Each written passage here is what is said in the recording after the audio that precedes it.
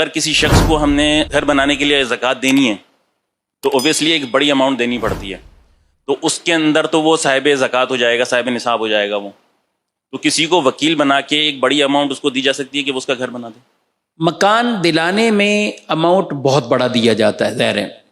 اس کا ایک ہی طریقہ یہ ہو سکتا ہے کہ اگر آپ نے اماؤنٹ اس آدمی کو دیا جو پہلے سے صاحب نصاب نہیں، تو آپ مکان کی ادائیگی میں مکان لینے کے لیے اس کو زکوٰۃ دے سکتے ہیں. مثلا کوئی شخص سامنے زیرو پہ، یعنی اس کے پاس ہے ہی نہیں، یا ہے تو 2-4 ہزار 10 ہزار 20 ہزار، نصاب نہیں ہے اس کے پاس. اب کسی نے اسے اٹھا کر 20 لاکھ روپیہ زکوٰۃ کے طور پہ دے دیا کہ تم اپنا فلیٹ لے لو، مکان لے لو. اب اس نے 20 لاکھ قبضہ کیا اور مکان لے لیا. یہ تو ہو سکتا ہے، لیکن ہمارے یہاں جو صورتحال ہوتی ہے وہ یہ ہوتی ہے کہ ایک آدمی ایک سے 2 لاکھ لے رہا ہوتا ہے، پھر اگلے سے 4 لاکھ لے لیا، پھر کسی سے 3 لاکھ لے لیا، یہ سارے ملا کے وہ پھر مکان لے رہا ہوتا ہے.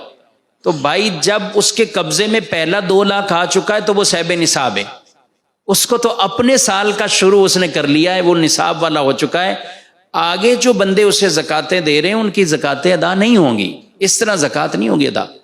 اور میں بکثرت یہ چیز کہتا ہوں، مکان دلانے میں اور علاج کرنے میں اور شادی کروانے میں کئی لوگوں کی زکاتیں ضائع ہوتی ہیں. حالانکہ کام اہم ہے، ٹھیک ہے، کوئی کسی کے ساتھ مدد کرتا ہے، لیکن یہ مسائل نہ سمجھنے کی صورت میں ان کی زکاتیں ضائع ہو رہی ہوتی ہیں. تو بھئی آپ نے مکان دلانا ہے تو پھر اس کا جو شرعی طریقہ ہے، میں اب مالداروں سے ضرور کہتا ہوں اور کہوں گا کہ آپ اپنی زکوٰۃ ادا کر رہے ہیں، آپ زکوٰۃ ادا کر رہے ہیں، تو آپ کیوں ایسا زکوٰۃ کے حوالے سے وہ کہہ رہے ہیں کہ بھئی ٹھیک ہے یہ ہو جائے گی وہ ہو جائے گی.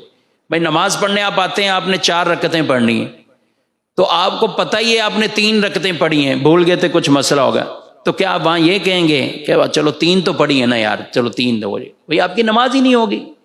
آپ نے اگر نماز کو اس طرح نہیں پڑھا نہیں ہوگی.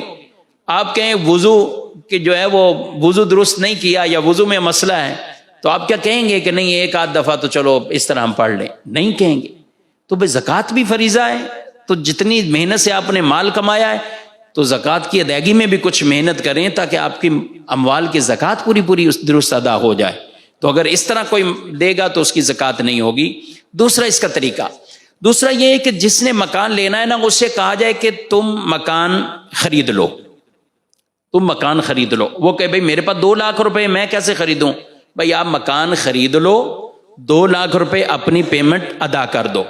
اب مکان اس نے خریدا 20 لاکھ کا، 2 لاکھ اس نے ادا کیا، تو کتنا مقروض ہوا؟ یہ 18 لاکھ کا.